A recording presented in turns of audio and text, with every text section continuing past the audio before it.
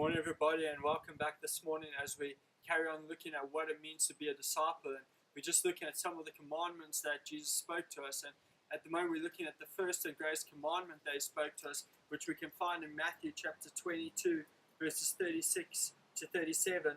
And He says, "Teacher, which is the greatest commandment in the law?" And He said to him, "You shall love the Lord your God with all your heart and with all your soul and with all your mind. This is the great and foremost commandment." And yesterday we kind of looking at each of these process of what does it mean to love the Lord your God with all your heart, with all your soul, and all your mind. And yesterday we looked at what it means to love the Lord your God with all your heart. And what we saw was that your heart is based on affection, and it has a feeling, and it's all about your affection towards God.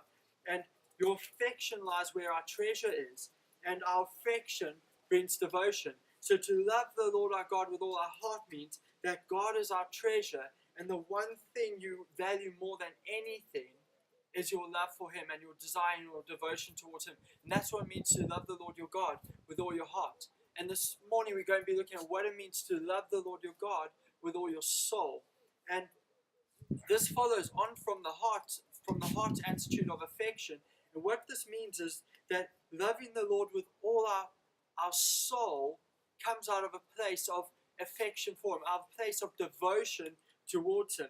You see, our soul is the part of the body that defines who we are. If you look at the biblical context where it talks about the soul, normally it talks about the life of the person, it talks about the inner person, it talks about the identity of a person. That's what it talks about when it means soul. It's where we make the choices that define who we are. That's what the soul is. It's the place where we make those choices that define who we are as a person.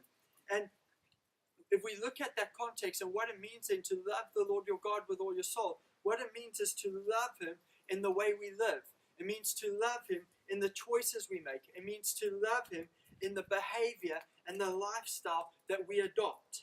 My whole identity is based in loving God. That's what it means to love the Lord your God with all your soul. It means that my whole identity as a person in my life is based upon loving God. That He shapes every aspect of who I am.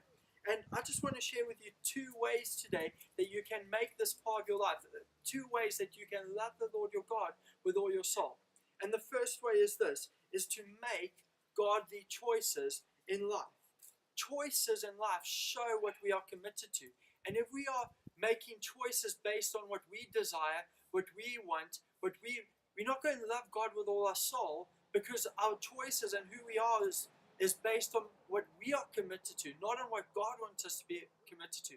But when we make choices based on who God is and on our commitment towards Him, then we start to love Him with all our soul, because it doesn't matter what that choice is. It might not be what we want to do, but we know it's God's desire for us, and we make that choice because of our love for Him. And that's one of the ways that we can love God with all our souls, by making godly choices in our life. The second way is by pursuing obedience to His word. John chapter 14 verse 15 says, "If you love me, you will obey what I command." If you love me, you will obey what I command. You see, love isn't something, it's not just a feeling that we feel and that's it. Love is something that is demonstrated. Love is alive. It's something that happens. And obeying His commands demonstrates that love. And by obeying His commands, we are loving Him with all our soul, because as we obey His commands, we are making a godly choice to do so and follow in His footsteps. And that means that He is our core, He is our identity, He is what shapes our life.